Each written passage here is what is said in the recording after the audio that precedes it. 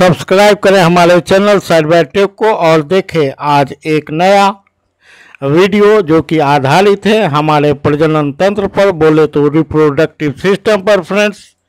और रिप्रोडक्शन जैसा कि हम जानते हैं जीवों का सर्वप्रमुख गुण है और इसी गुण के कारण, इसी कैरेक्टरिस्टिक के कारण जीव अपने समान संतान की उत्पत्ति करते हैं और यह सृष्टि चलती रहती है फ्रेंड्स। तो इस विशेष चैप्टर को मैं पूरी शिद्दत के साथ लाया हूँ, पूरी मेहनत के साथ लाया हूँ। आशा है आप इसे पसंद करेंगे। तो चलिए फ्रेंड्स, हम स्टार्ट करते हैं आज के इस रिप्रोडक्टिव सिस्टम को, बोले तो प्रजनन तंत्र को। तो फ्रेंड्स, मैं आपको बताना चाहता हूं कि प्रजनन दो प्रकार के होते हैं। एक को लैंगिक प्रजनन कहता है, दूसरे को अलैंगिक प्रजनन कहते हैं। लैंगिक प्रजनन हम सारे कशेरुकी जंतुओं में, बोले तो फिश, एम्फीबिया, रेप्टाइल, बर्ड्स में होता है। जो जीव एक लिंगी होते हैं अर्थात जिनमें नर और मादा अलग होते हैं, उसमें लैंगिक प्रजनन की होती है। और फ्रेंड्स, अलैंगिक प्रजनन की बात करें तो यह शुरुआती प्रजनन है, अर्थात बोले तो यह सूक्ष्म जीवों में, सूक्ष्म कोशिकाओं में, सूक्ष्म पौधों में और अलैंगिक जनन की क्रिया होती है। अलैंगिक जनन के बारे में मैंने विस्तार से बताया है और आशा है कि इससे पहले जितने भी वीडियो आपने देखे होंगे, इतना फोकस करके, इतने विस्तार से किसी भी वीडियो में चर्चा नहीं की गई है। और फ्रेंड्स, इसलिए मैंने कठिन से कठिन सवाल को आपके सामने बिल्कुल ही सरल करके लाया हूँ। तो बढ़ते हैं फ्रेंड्स हम आगे की ओर और देखते हैं आज का वीडियो। प्रजनन से शुरू करते हैं। प्रजनन किसे कहते हैं फ्रेंड्स? जिस प्रक्रम द्वारा जीव अपनी संख्या में वृद्धि करते हैं उसे प्रजनन कहते हैं, बोले तो रिप्रोडक्शन कहते हैं। आगे बढ़ते हैं फ्रेंड्स। प्रजनन जीवों का सर्वप्रमुख लक्षण है, आप इसे भी याद रखेंगे। प्रजनन के प्रकार की बात हम करें तो दो प्रकार के होते हैं। एक को अलैंगिक प्रजनन कहते हैं, बोले तो एसेक्सुअल रिप्रोडक्शन, और दूसरे को कहते हैं फ्रेंड्स लैंगिक प्रजनन, बोले तो सेक्सुअल रिप्रोडक्शन। हम आगे की ओर बढ़ते हैं फ्रेंड्स, देखते हैं अलैंगिक प्रजनन। मैं आपको बता दूं कि प्रजनन की यह विधि एकल जीव के द्वारा दूसरे जीव का निर्माण होता है।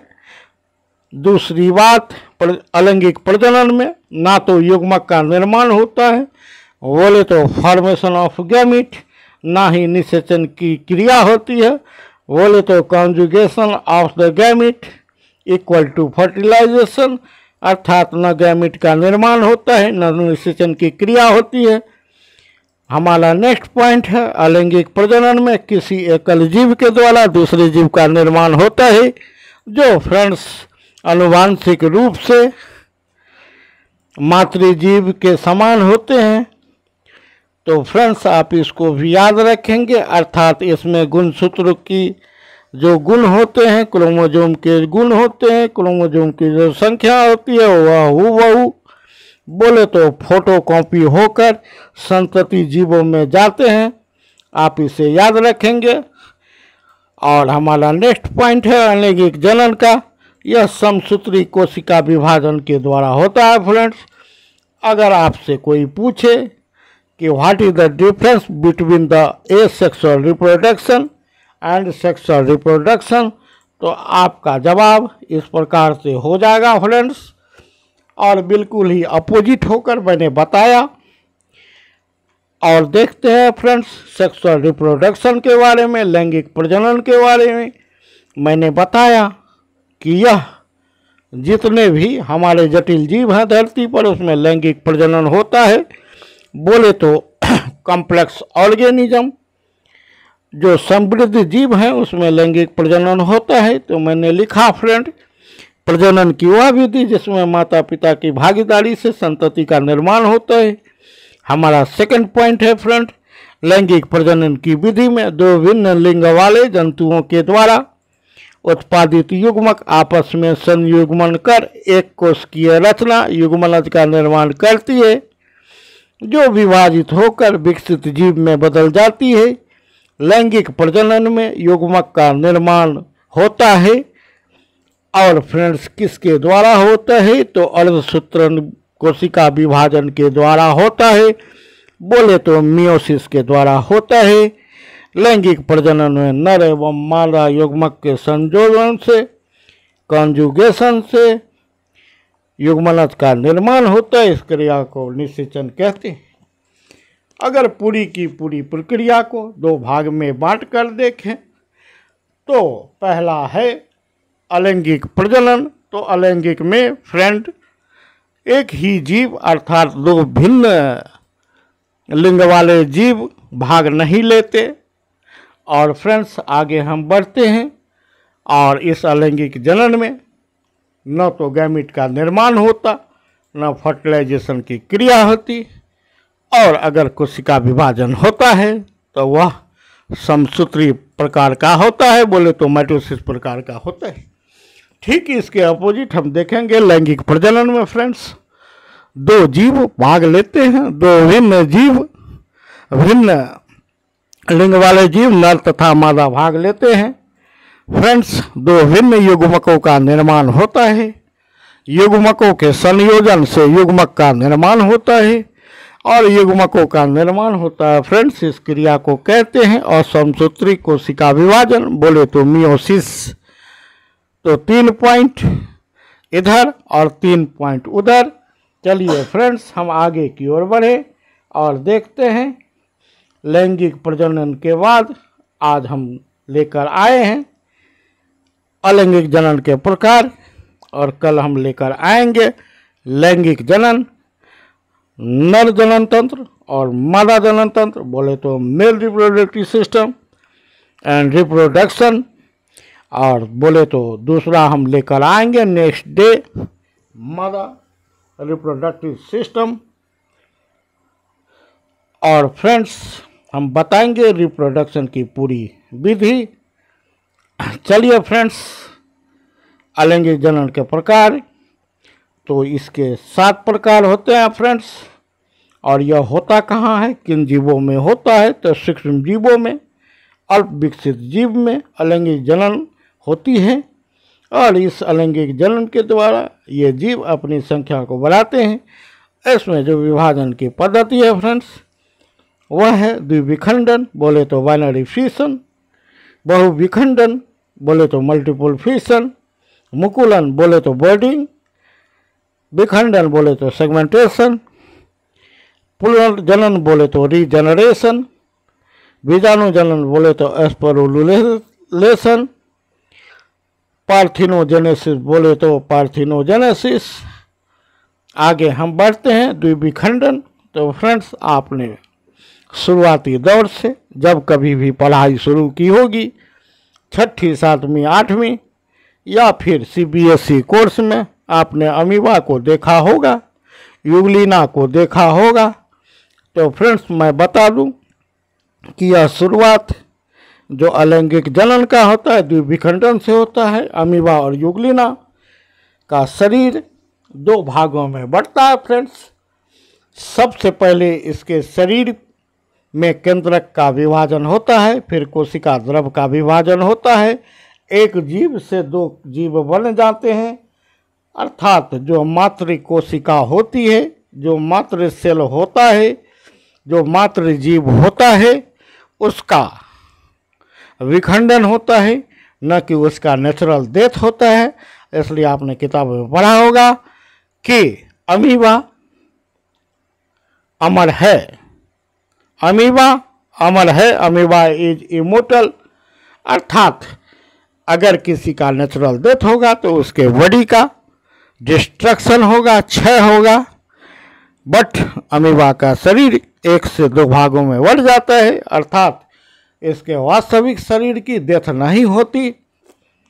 तो चलिए फ्रेंड्स मैंने आपको बताया मूल कोशिका समसूत्री विभाजन से गुजरती है, आकार में बढ़ जाती है और विभाजित होता है तो समान संतति कोशिकाएं प्राप्त होती है। जिनमें से प्रत्येक में एक केंद्रक होता है। प्रोकैरियोट्स जैसे बैक्टीरिया प्रमुख रूप से बाइनरी विखंडन द्वारा प्रजनन करते हैं। फ्रेंड्स, आप नीचे तस्वीर को देखें, बिल्कुल ही साफ है। मैंने अमीबा को दिखलाया है। फ्रेंड्स, बिल्कुल गौर से देखेंगे। अमीबा का शरीर अनियमित आकार होता है, इसमें कूटपात सदृश रचनाएं होती हैं। आपने देखा कि जब अमीबा विभाजन करती है, द्विविखंडन करती है, बाइनरी फिशन करती है, तो अपने कूटपात को क्रमशः या समेट लेती है और इसके बीच में एक धंसाव होता है। फ्रेंड्स, जो धंसाव क्रमशः गहरी होती चली जाती है, केंद्रक को दो संतति केंद्रक में बांट देती है। उसके बाद इसके कोशिका द्रव का विभाजन होता है और आप नीचे की ओर देख रहे हैं ABC के बाद D को कि दो संतति कोशिकाएं बन गई। फ्रेंड्स, और संतति कोशिकाएं पुनः बड़ी होकर के वयस्क अमीबा बन करके पुनः द्विविखंडन की प्रक्रिया करती है। फ्रेंड्स, हम लोग आगे की ओर देखते हैं। इसकी अगर बात करें तो द्विविखंडन की प्रक्रिया कब होगी? जब हमारा अनुकूल वातावरण होगा तालाब का, जहाँ यह पाई जाती है, स्वच्छ जल में पाई जाती है, नदी झीलों तालाबों में पाई जाती है।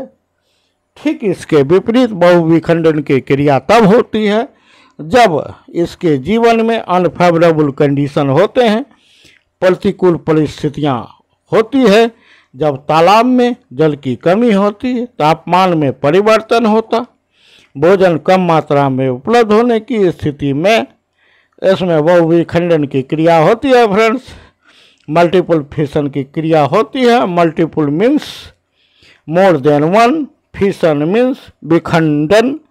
तो फ्रेंड्स, मैंने बताया इस प्रकार के विभाजन में कोशिकाओं के भीतर केंद्रक छोटे छोटे टुकड़ों में बढ़ जाता है, बोले तो अनेक न्यूक्लियाई में बढ़ जाता है। प्रत्येक टुकड़ों के बाहर कोशिका द्रव की अल्प मात्रा जमा हो जाती है और संतति कोशिकाएं बनाती है, बोले तो संतति अमीबा बनाती है।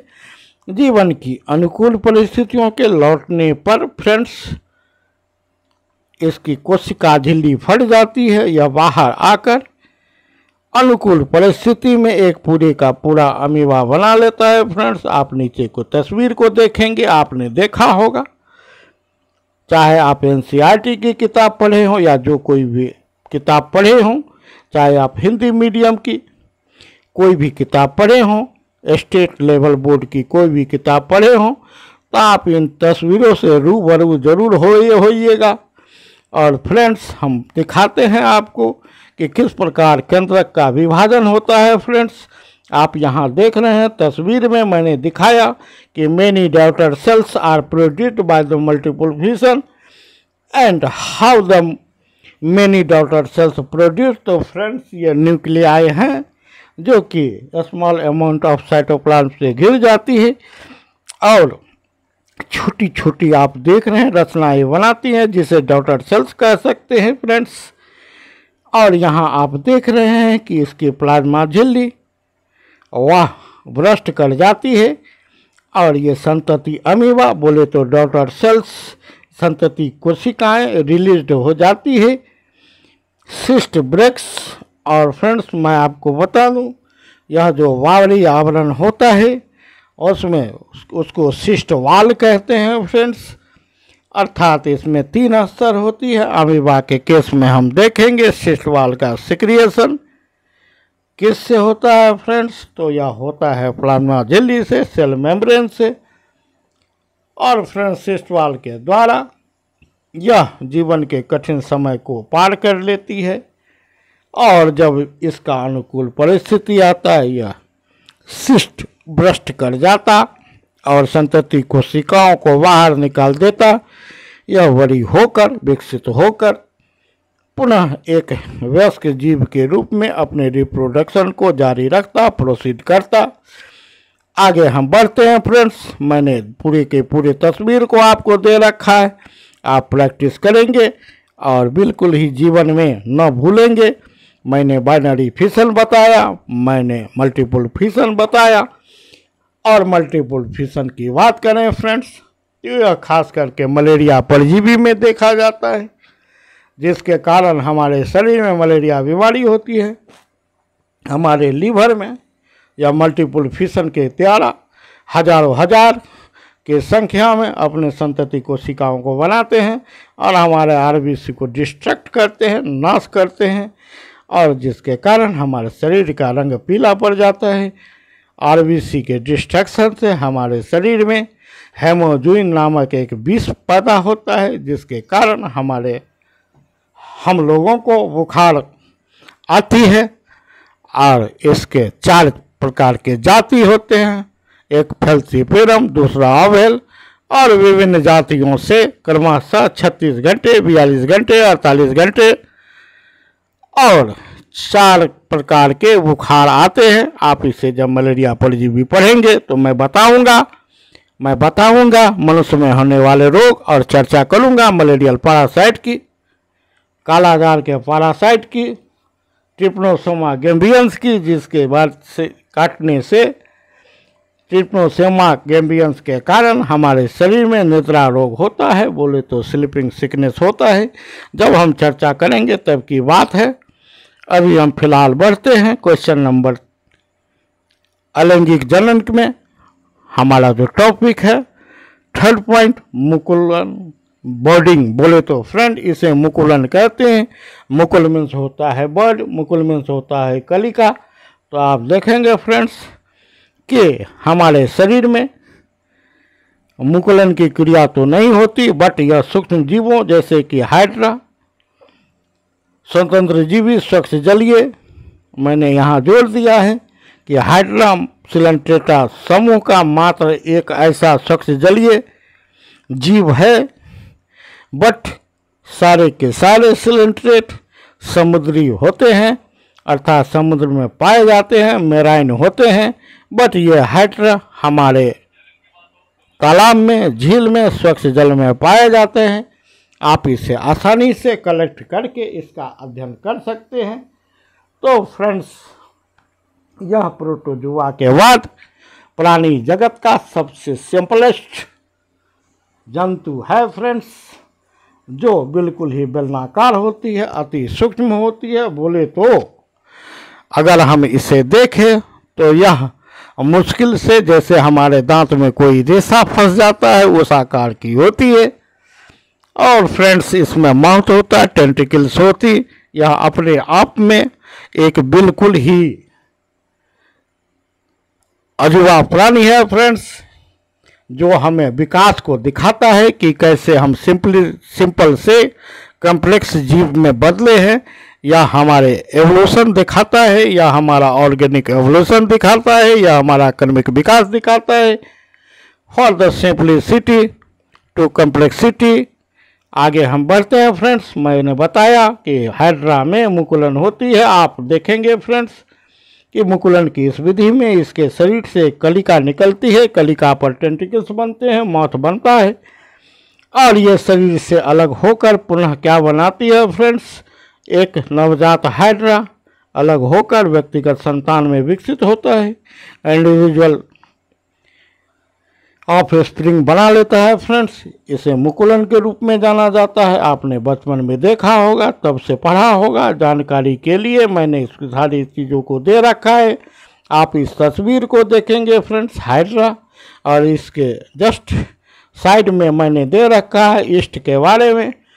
ईस्ट कोशिकाएं, और जिसमें मैंने बताया कि अनॉक्सी श्वसन की क्रिया होती है, अर्थात अगर अनॉक्सी श्वसन की क्रिया जारी रहती है तो ईस्ट कोशिकाओं में इथाइल अल्कोहल और कार्बन डाइऑक्साइड का निर्माण होता है, और सिरका का निर्माण, शराब के निर्माण में किण्वन की क्रिया महत्वपूर्ण होती है, फर्मेंटेशन की क्रिया महत्वपूर्ण होती है, जिसमें ग्लूकोज से पायरुविक एसिड से इथाइल अल्कोहल का निर्माण होता है। तो मैंने बताया, तो यही ईस्ट है फ्रेंड्स, और यह एक कोशिकीय जीव होता है।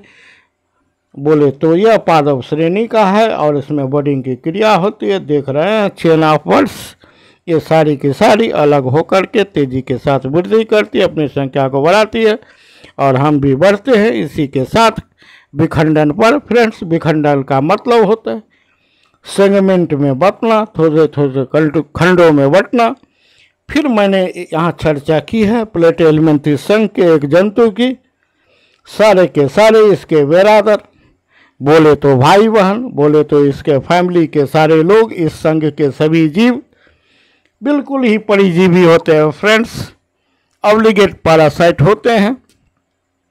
कोई भी एक साधु प्रवृत्ति का नहीं होता।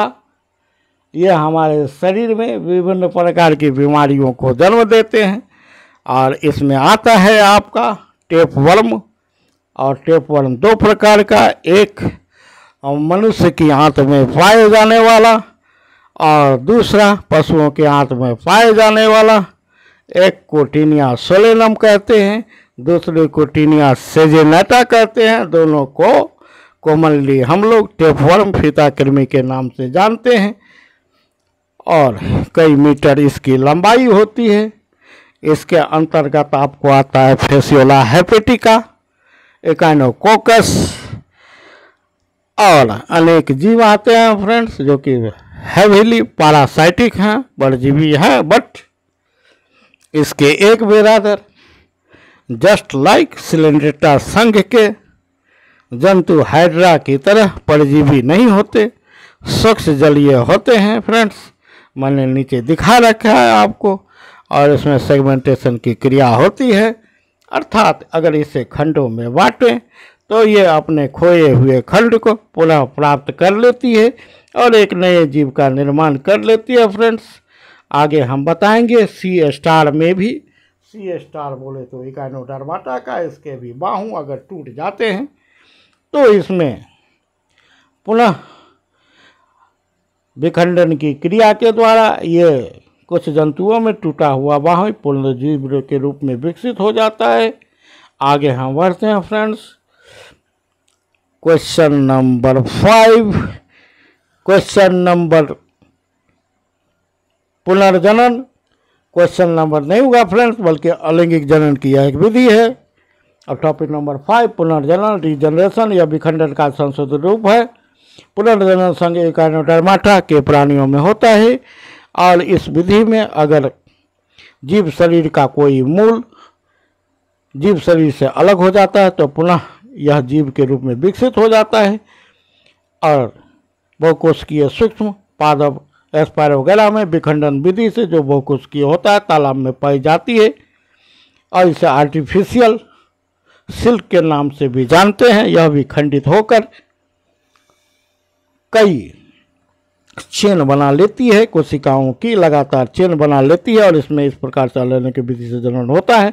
मैंने यहाँ तस्वीर में दे रखा है फ्रेंड्स। एक तरफ है आपका प्लेनेरिया जो कि प्लेटो एलिमेंट्री संघ का है, दूसरी तरफ आपका हाइड्रा जो आपके सिलेंड्रेटा संघ का है। दोनों के दोनों स्वच्छ जलीय। इसके सभी बिरादर बोले तो ये प्लेनेरिया के सभी बिरादर पैरासाइटिक, और ये श्रीमान हाइड्रा जो कि समुद्र में पाए जाते हैं, इसके सभी बिरादर। बट ये हमारे साथ हमारे पास तालाब झीलों में स्वच्छ जलों में पाई जाती है। चलिए फ्रेंड्स आगे हम देखेंगे बीजाणु जनन। बीजाणु जनन म्यूकर में होता है फ्रेंड्स। इसमें बीजाणु घानी बनती है, जिसमें बीजाणु बनते हैं। बीजाणु घानी के फटने से जो भी बीजाणु हवा में मुक्त होते हैं वे अंकुरित होकर नए पौधे का निर्माण करते हैं। और अंत में हम चल रहे हैं फ्रेंड्स। आप बीजाणु घानी का निर्माण आप देख रहे हैं, बीजाणु को देख रहे हैं जब यह फटती है। और यह माइसेलियम होता है कवक का जंतु का। कवक पादप जगत का प्राणी है फ्रेंड्स, ये म्यूकर। आगे हम बढ़ते हैं फ्रेंड्स पार्थिनोजेनेसिस के बारे में। अर्थात जब अंडा बिना फर्टिलाइजेशन के किसी भी जीव में विकसित हो जाता है तो इसे पार्थिनोजेनेसिस कहते हैं।